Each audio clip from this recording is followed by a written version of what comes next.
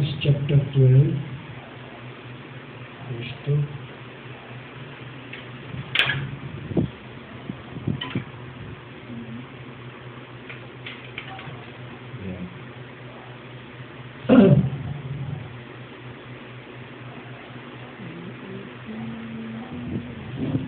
Ilagay natin dito sa ating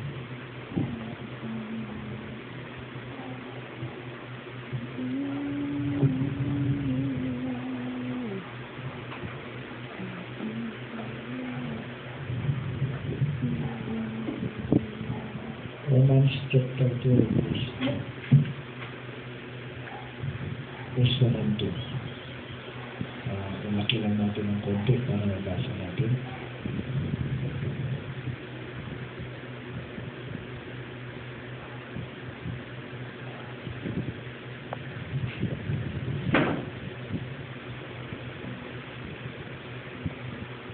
Kulang mo pa ako, wala kasi Bible dyan. Wala kasi Bible dyan sa kabilang sa mga aking kuya. Huwag ka naman dyan.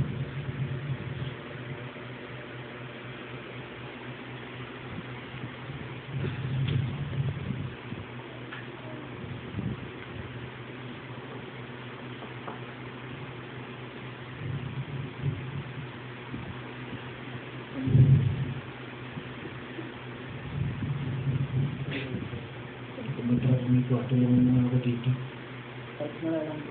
Ha? Dilig ko na lang yan. Hindi na matilig eh. Ha? Ang gagawin lalakihan? Backspace. Buburahin.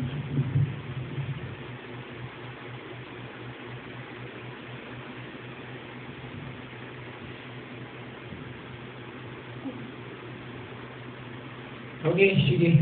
Romans chapter 12, verse 1. O kaya, verse 2 tayo.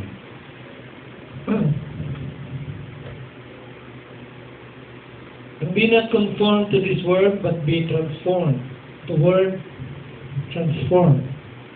By the renewing of your mind, that ye may prove what is the good and acceptable and perfect will of God. Ulitin natin mga kapatid, chapter 12, verse 2 ng Romans, ayon kay Paul. And be not conformed to this world, but be transformed by the renewing of your mind, that ye may prove what is that good and acceptable and perfect will of God. So, the Bible is a new book, Paul's letter, transformation of the saints. So, yan po ang pinaka-topic natin is the transformation of the saints. So may matatalakay tayong mga bagay-bagay dito mga kapatid. Praise God. You may all be seated. Thank you. Once again, good morning. Welcome po. Amen. Praise God. You with me sa ilang minuto na pagkatalakay. Ito natin tatagalan to. Sabi po ni George Leon Pike, September 23, 1981, doon sa poem niya na A Matter of Life and Death, sabi niya, there are some wonderful things that are said in the scriptures. May mga gandang bagay daw na sinasabi ang banal na kasulatan. And I know that you don't realize that this is the rapture taking place. Marami ang hindi nakakaalam at nakaka-realize mga bagay na ito na ang tinatawag nilang rapture that taking place. And I know that no matter how much I tell you it is, you still are not going to realize it until your eyes come open and you see it for yourself. So yan po yung wonderful thing na nakita niya mga kapatid ni George Leon Pike mga kapatid. Ang sabi na, hallelujah, yung magandang punto niya rito. And I know that no matter how much I tell you it is, kahit man anong sasabihin ko, sabi niya, you still are not going to realize, or we're going to realize it until your eyes come open and you see it for yourself. So, ikaw lang talaga ang susi na makita ng kahiwagaan at kagandahan ng nakasulat sa banal na kasulatan. It is your own experience, not mine. May kanya-kanya tayong eksperyensya, may kanya-kanya tayong purpose. Dito, matatouch natin yung purpose, mga kapatid. Sabi ng Prophet 1965, the rapture. Sabi ni Brother Branham, to the church, the bride. The rapture is a revelation to her. It's revealed to her. So, it's going, it is you only. And it is you only to realize it when you open your mind and see it for yourself, only yourself. So, sabi ng prophet that the rapture is a revelation to her, it's revealed to her, that the revelation, the true bride of Christ will be waiting for the revelation of the rapture. Now, it is a revelation, for the revelation is faith. So, yun ang declaration ng prophet. So, kung natatouch mo na, may mga bagay na nais natin malinaw, yung transformation kasi ang ating natapos dito. Kasi marami pa po sa third coming, hindi pa po natatransform ang sarili. Kasi pag sinabi natin transform, it is from old nature to the new nature, from old way to the new way. Marami kasi nagkiklaim na sa third coming, but the transformation is not happening in their lives. Still, nandun pa rin mga kapatid ang tunay na pagkatao.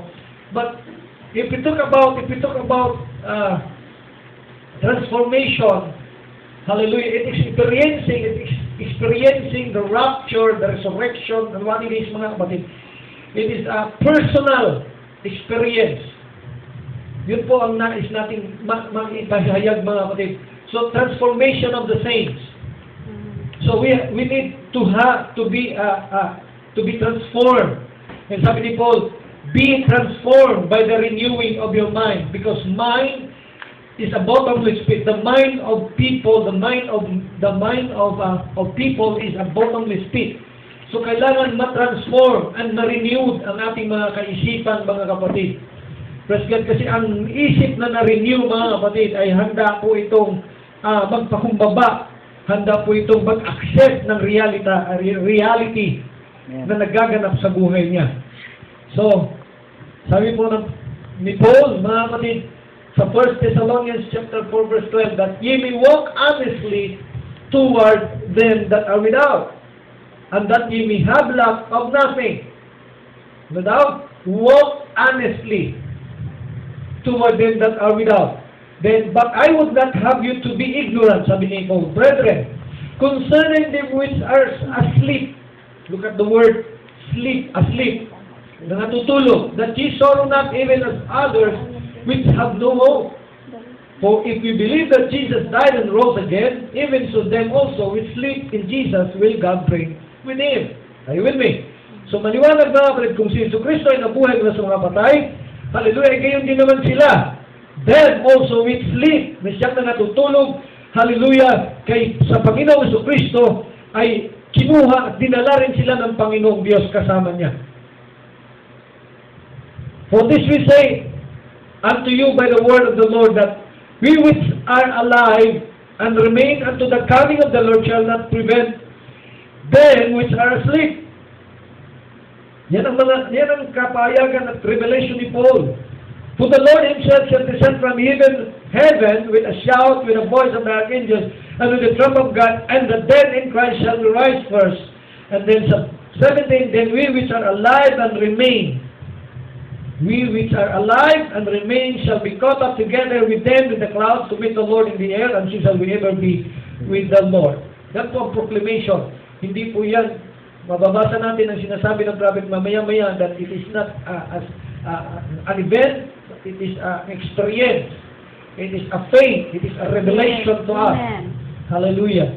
Sabi ni Brother Branham sa The Messiah, 1961. So how can the evening light be anything but back to us again?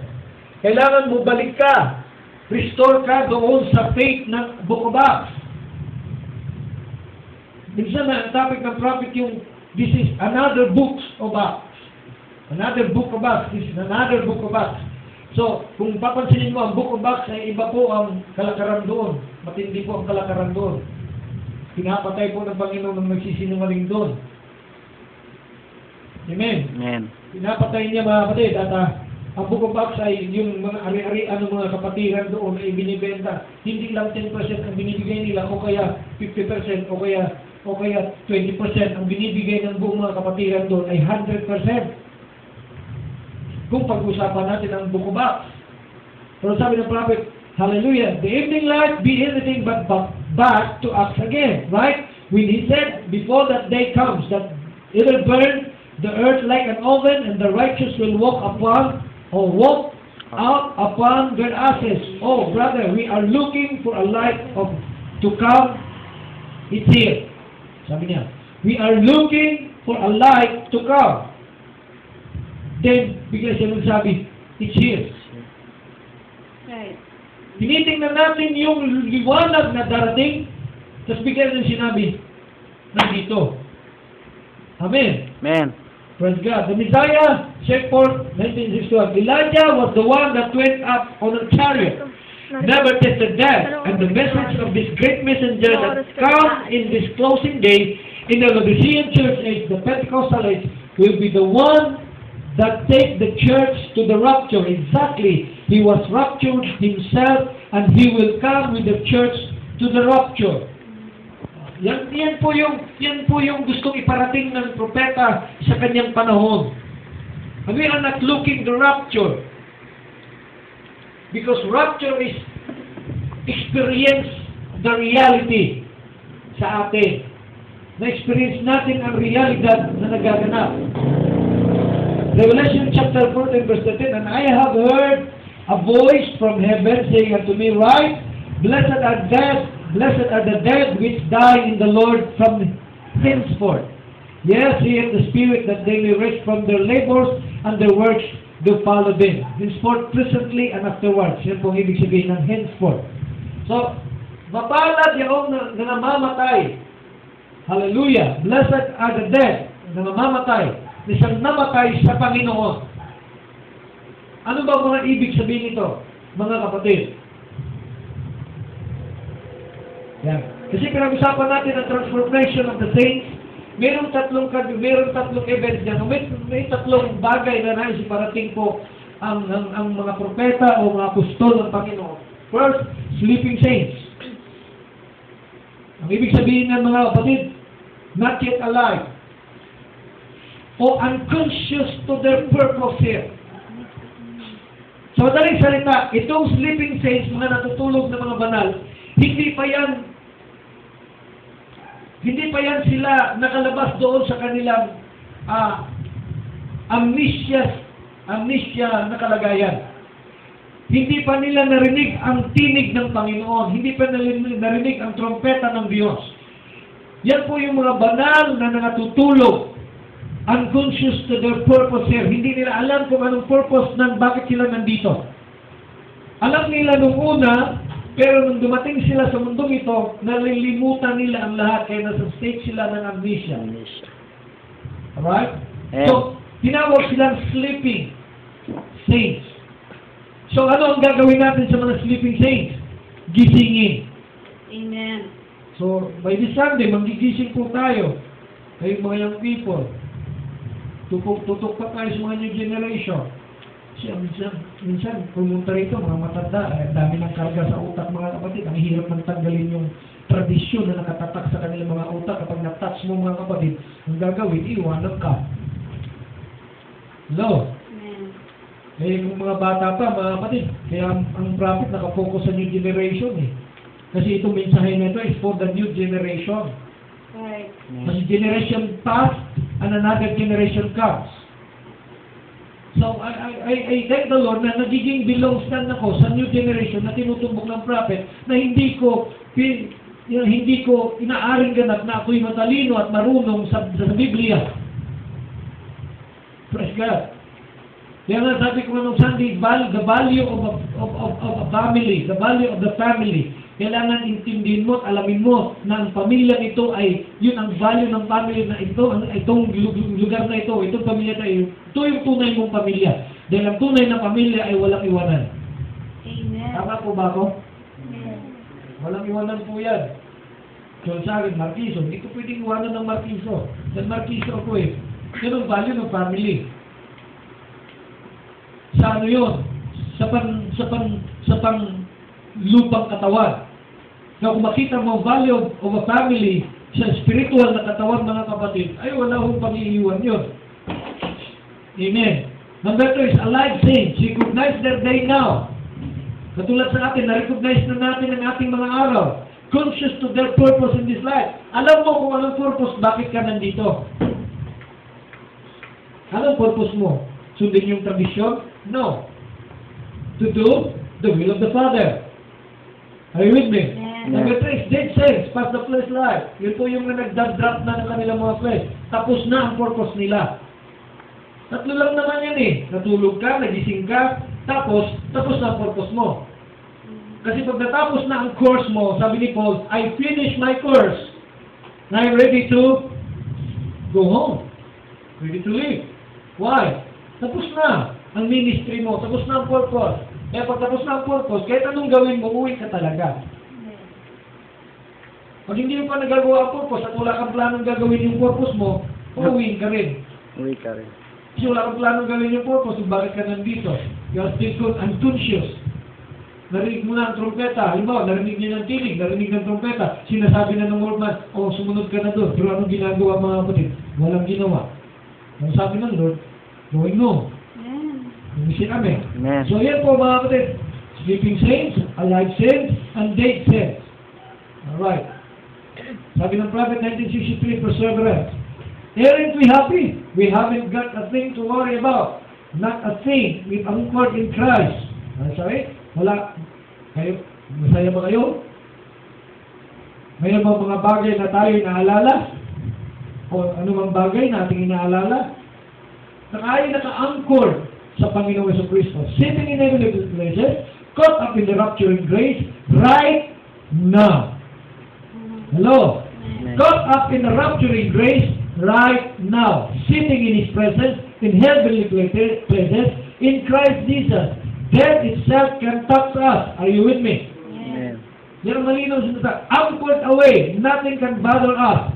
Just simply secured and waiting for His coming, and we're grateful for this. Nababanggit yung waiting kasi sa broken system, nababanggit ang prophet mga kapatid, praise God na, sabi niya, if Jesus Christ will not come in my generation, He will come in the next generation. Amen. Pero after doon sa Beyond the Curtain of Time, after nung ano siya sa constellation mga kapatid, doon sa cloud, nung February 28, 1963, ang sabi niya, I saw Jesus standing over there and looking at us. Everybody say Amen. Amen. Pero doon sa Beyond the Curtain of Time, hinahanap niya si Jesus. Where is Jesus?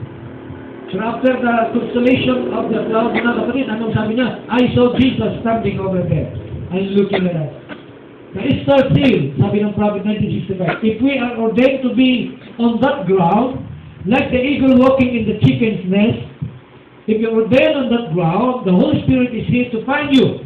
Are you with me? Nandito ang Espiritu ng Panginoon para hanapin ka, kahit nandun ka pa sa nest ng mga chickens. Right. Ay, saan ba tayo galing? Diba? Doon naman tayo dati galing eh.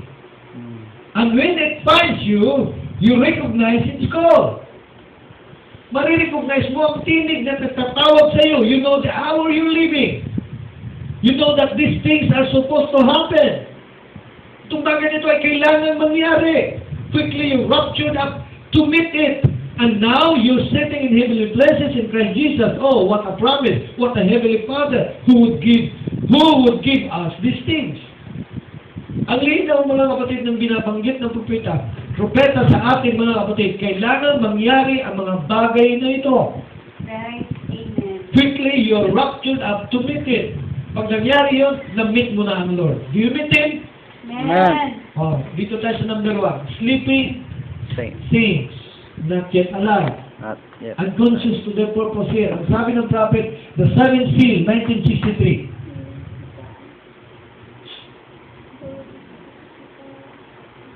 Jimmy, buka. Nakaka-distract na. Okay mo.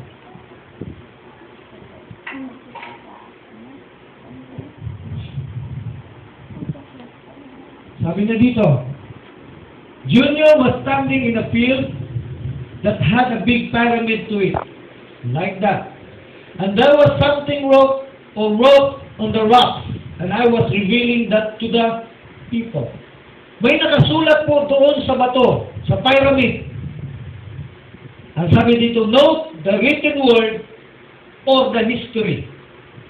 Yung nakasulat sa Biblia, it is a written word. Yung Bible na hawak ninyo mga kapatid, this is the written word. Amen. Nakatatak yan sa bato, doon sa pyramid.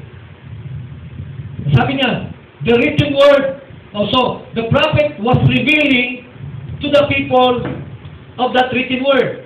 Amen. I-reveal ng prophet, yaong mga bagay na nakasulat.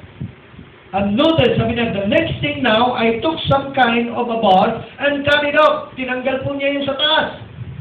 And on the inside was white rock that had nothing wrote on it. Sa loob ng pyramid, mayroong isang puting bato na walang nakasulat doon. Right. Amen. And that time, I started to the west. Look at the word west. Ano ba ang west? Kasama po dyan ng United States of America. Amen. Sabi niya dito, and I told them all, I said, don't go out west. Stay here and look on this until I return. Went west for the blast, returned back to the east with the Holy Spirit interpreting this unwritten word. So kailangan ibalik sa east. Saan magpapas? From east to west, mga kapatid, nagpapas sila sa northern hemisphere. From east going back to the east, mga kapatid, magpapas sila sa southern hemisphere. Amen. Diba? Yung globe dati na sinulat natin. Amen. Can you see amen? Amen. So, the prophet revealed the word, the written word. But the prophet did not reveal the unwritten word. Because it is not yet the time, mga kapatid, na i-reveal niya mga bagay na yun, sapagkat hindi yung panahon niya. Amen. Amen. Sinusundan niyo ba ako? Amen. Can you say amen? Amen. So, ini-interpret yung mga kapatid, pero hindi niya ma-interpret. Hallelujah, sabi niya, stay lang dito, stay lang kayo. Dahil alam ng propeta na may panahon talaga, may reveal yung unwritten word. Sa Revelation chapter 5, which is the backside of the book, which is the unwritten word. So yung unwritten word, which is the third testament. Because the first and second testament is the written word. At si Brother Branham, siya po yung nag-reveal, mga kapatid, ng second coming o second ministry ni Jesus Christ.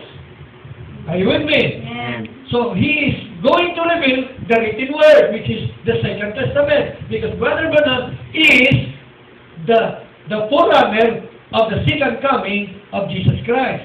Right. Hallelujah. So sabi dito, it is the rising of the sun, 1965, and the sun has got to be revealed again. 1730, mga kapatid, ng Luke, that the Son of Man revealed again.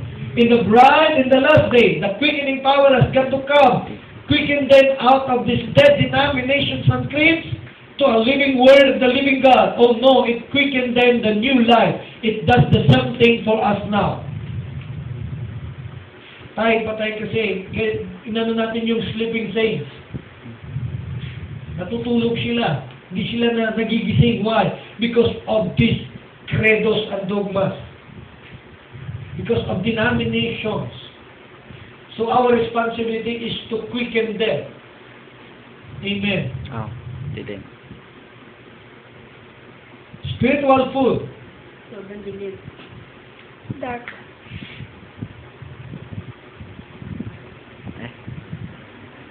Okay naman. Ulit. Bakit nag-YouTube? Oh. Isa lang yan. Okay. Spiritual food 1965. And I want you to get built up now in the, sabi niya, these holy oracles of God, in the faith of this hour. The faith is going to take more faith than ever was in any age. For this has to be rapturing faith, be taken up. Sabi ng prophet. So, gusto ko maitayo kayo, hallelujah, sa pananampalataya Wait. na ito, ngayon. Amen? Amen. Colossians chapter 1:21, and you that were sometime alienated, hello, and enemies in your mind by wicked works, yet now have he reconciled in the body of his flesh through death, to present you holy and unblameable and unreprovable in his sight. Dati, kayo po ay mga aliens, unconscious, alright? Amen. Sleep. Alive ngayon, alive saints. Recognize that they now conscious to their purpose in this life. Sabi ng prophet, the God who is rich in mercy, 1965. What caused this change, you see? And what caused it? Sabi niya, from one time being dead. Dati, patay tayo. To quicken means made alive. Are you alive? Amen. There was a change from death unto life. There is no other thing that could happen to any person so great as to change him from death to life. A man, if he was dying physically and could be healed physically, that would be a great thing. Sabi niya, kapag ang tao daw dying na, malapit na mamatay, magagaling siya, that it would be a great thing. Malaking bagay yun. Sabi niya, but nothing so great as when he is spiritually dead and God has quickened him to life. Wala na daw iba pang hahalaga at lalaki pa, hallelujah, na ang tao ay spiritually dead, patay sa spiritual, at kinuha siya ng Diyos, at binuhay siya ng Diyos, at dinala siya sa buhay. Yan sinasabi ko, sino bang nakikinig ng aking salita at tumutupad ng mga bagay na nakasulat, mula sa kamatayan ay dadalik ko sila sa buhay at hindi na sila makakalasap ng kamatayan. Amen. Amen. Recognizing your day, sabi ng prophet 1964. You want a great awakening. Gusto nilang great awakening. They're crying, believing that there will be an awakening. They're good people, sabi ng prophet. Marami ngayon. Sabi na sa atin, diba, many voices around the world. Amen. Why is it? What have they done? They have not recognized the awakening of the bride. Hindi lang na-recognize ang pagka-awaken ng bride. See, by being a Christian, they feel the pull of the hour, but they haven't recognized what's been done. Narinig nila, nararamdaman nila yun. That's what's making them feel that way. They know something is supposed to happen. Alam nila, naramdaman lang, may nangyayari, kaya na sumisigaw sila, malapit na ang rapture, malapit na babalik ang Panginoon. Nararamdaman kasi nila yun. Right. But see, they're looking for it way off in the future to come, when it's already happened right by you. Mga tao, nararamdaman nila, but they are looking in the future. But ang sabi ng prophet, hallelujah, when it's already happened, Right by you. by you. Everybody say amen. Amen. That sense, past the flesh life. Sabi ng Ephesians chapter 1, that in the dispensation of the fullness of time, He might gather together in one all things in Christ, both which are in heaven and which are on earth, even in Him. Are you with me? Amen. Madaling salita, if we pass and we finish our course and we drop our flesh, this is the time na babalik tayo kung saan tayo nanggagaling. Amen. Amen. John 11:25, Jesus said, I am the resurrection and the life. He that believeth in me, though he were dead, yet shall he live. Ano ba yung, bakit kahit siya mamatay, ngunit siya mabubuhay? Ano yun? Mamamatay ang flesh mo, pero ang tunay na ikaw ay hindi mo namamatay yun. Amen. Okay. We are dropping only our flesh. It is finished my course, it's going home. Sabi ni Paul, I fought a good fight. Hallelujah. Amen. So, ano ba ang purpose? Enlighten na tayo. Alam na natin, ano bang purpose ka ako nandito? Para magpakintab ng upuan? Para makinig lang sa pastor? Hindi mo. Marami na tayong purpose na magagawa. Hindi lang ilisin kasi natin yung denomination thinking na si pastor bahala, si pastor ginto. Kaya isang araw, pag hindi mo na nakikita ang gumagawa si pastor, titisod ka kay pastor. Can you say amen? Kung nakikita mo, umaasa na lang si pastor, umaasa si pastor. Kasi hindi natin nakita ang purpose kung bakit tayo nandito. Pero pag nakita natin ang purpose kung bakit tayo nandito, hindi tayo titingin sa iba. Titingin kayo sa inyong mga sarili. Ano ba ang ginagawa ko sa kaharian ng aking Ama? Amen. Then my purpose while I am here is to do the will of my Father. Yes. Is to do the business of the Father. That's it. Amen. Sabi ng Panginoon sa John chapter 4, I believe, mga kapatid.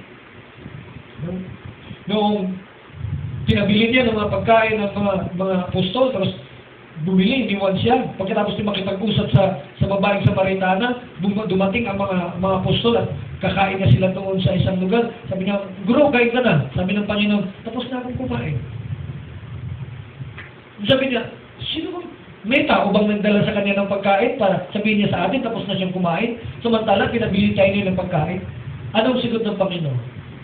Ang aking pagkain ay ang gawin ang business ng aking Ama. Tapusin kung ano ang ibinigay ng aking Ama sa akin. Amen. Kasi yung pakikipag-kausap niya doon sa babaeng Samaritana, sa kanya pagkain, nabusog siya noon eh. Right. Alam kasi ni Jesus Christ ang purpose. Now, we are here to know kung balikan natin ang number 2, awaken tayo. Narinig na natin ang tinig ng Lord. Nabuhay na tayo sa nagising na tayo sa pagkatulog. Then, see what is our purpose. Kaya yung mga kapatid na, halimbawa, yung sila Brother Ariel, nababanggit lang natin kahit pa paano mga kapatid. Nababanggit natin sila. Katulad ng Brother Buboy, nandun sila. Sabi ko sa kanila, huwag ninyong kalimutan. Kahit ngayon, Brother Ariel, Brad, kahit umaatin ka ngayon ng isang fellowship, huwag mong kalimutan ang purpose mo. Sabi niya sa akin, hindi ko kailan kakalimutan ng mensahe, Pastor, at hindi nila pwedeng alisin sa akin yun. Amen. Amen? Why? Because you know your purpose why you are here. So yun yung transformation of the saints. Pag na-transform ka na, alam mo ang purpose ka. Pagkatapos ng purpose mo, going on. Right. Yan lang kasi ang buhay. Hindi yung aralan ka ng isang fairy tale na isang araw lilipad ka. Hindi po. Ang purpose ng buhay natin dito is a simple thing lang, simple lang. Mabuhay ka, alamin mo ang purpose, gawin mo ang kalooban ng Ama. Just it. Amen. Right. Yan lang. Simple. Pagkatapos gawin ang kalooban ng Ama, is to die. Drop your flesh as Jesus did. Yes. Diba natapos ang purpose niya, pinakusa sa cross? Ang propeta, si Brother Branham, na-reveal niya ang sin, tapos na ministry mo, uwi ka na, Brother Branham. Even the prophets, pagkatapos nilang magawa ang purpose nila. Diba si Elijah, pagkatapos niyang gawin ang purpose niya kay King Ahab at kay Jezebel, nagpa-prophesy na siya, o kainin ang laman mo, Jezebel, ng mga aso, pati ang mga lahi mo, kakainin ng aso, ikaw ka, mamatay ka. Pagkatapos noon, ano nangyari? Going on. Amen. Can you say amen? Amen. So yun lang ang purpose kanina. Hindi kailangan pang ano-ano pang iisipin natin mga kapatid. Only our purpose why we are here. For in Him dwells all the fullness of the Godhead bodily, and ye are complete in Him, which is the head of the price of this principality and power. Malapit ako tapos. In Acts chapter 17:28, for in Him we live, sa Kanya tayo nabubuhay. Are you with me? And move on our beings, and have our being. As then also your own poets have said, for we are also His offspring. Anong offspring? Lahi. For as much as then we are the offspring of God, we ought not to think that the Godhead is like unto gold or silver or stone graven by art and man's device. Mga gumagawa din, hindi nila naintindihan ang purpose na, kaya hanap nila ano ginagawa nila sa Panginoon. Amen? Amen. Proverbs chapter 6 verse 22, when thou goest, it shall lead thee. When thou sleepest, it shall keep thee. And then thou awakest, it shall talk with thee. Ito. Ephesians 5:14, last verse. Wherefore he saith, awake thou that sleepest. Sleepest, say. Awake, saints, and dead, saints. Arise from the dead, and Christ shall give thee light. May tatlo na yun. Sleep ka noon, na-awake ka ngayon. After na-awake ka, gagawin mo ng kalooban ng ama mo, pagkatapos niyan, drop your flesh. That is a simple life. Pero sa pagka-awaken mo, doon pumapasok ang problema. Doon papasok mga pagsubok. Awaken ka, lalong dumadami ang problema. Di ba? Amen. Pagpatay ang problema. Oo. Di ba si Moses? Kailan ba lalong bumigat ang problema niya? Nung inilabas na niya ang 8 million sa Egypt, nung naglakad siya mag-isa, wala naman siyang inaalala eh. Yes. Inaalala, makainom lang siya ng tubig na baon niya eh.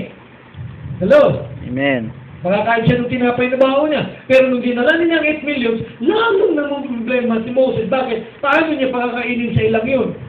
Amen. Paano niya kainumin? Meron bang nawasa doon sa disyerto? Eh wala. Paano niya dadamitan? Meron bang mall doon sa disyerto? Paano siya buming tsinelas? Ang sabi ng Bible, for 40 years, look at that ha, for 40 years, hindi naputput ang tsinelas ng mga taong lumabas sa Egypt. Biro mo, gaano katibay yun? May bilhin akong tsinelas yan, ang ganda. Pero lahat ng tsinelas, pag ginamit mo, buwan lang, putput na. Pero tingnan mong tsinelas nila, sabi ng Bible, 40 years! Yes, palakad-lakad. Ang tindi ng kapal siguro ng tsinelas nila? Hindi. Maninipis lang po ang sandalias nila. Pero bakit gano'n? Hindi nga sa Lord. Pero grabe ang problema ni Moses. Pag ginagawa mo na ang purpose mo, ginagawa mo ng kalooban ng Ama, mas lalong mararaming problema. Amen? Amen. Pero salamat na ginagawa mo ang purpose. Amen. Kaya nga minsan maayaw, bakit ako Lord? Bakit ako Lord? Bakit ako? Ako rin naman, nagsabi ng Lord, para ako. Bakit ako? Eh, wala akong magawa. Pinila kita eh. Tama ba? Saan pa buhay sa mundo, Lord? Di ba? Hoy, mga bata, mga kaibigan. Di ba? Saan pa buhay sa mundo? Bakit ako, Lord? Kasi pinili ka, wala akong magawa. Can you say amen? Amen. Kaya tayong lahat mga kapatid.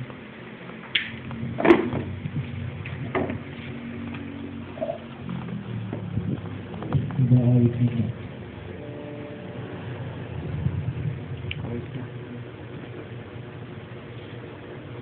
Eh, ano ba awit?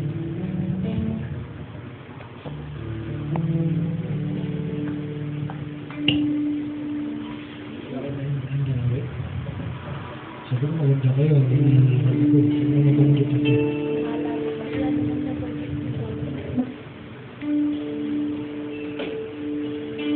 Yun lang.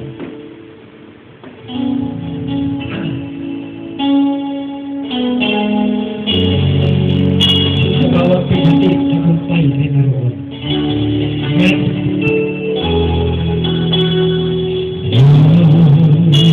Ay buti na.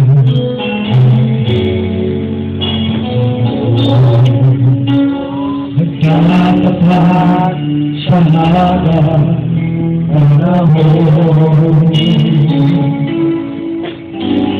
Magiging sa pag-ibig ating tungkulan. Biyaya na'y patuloy sa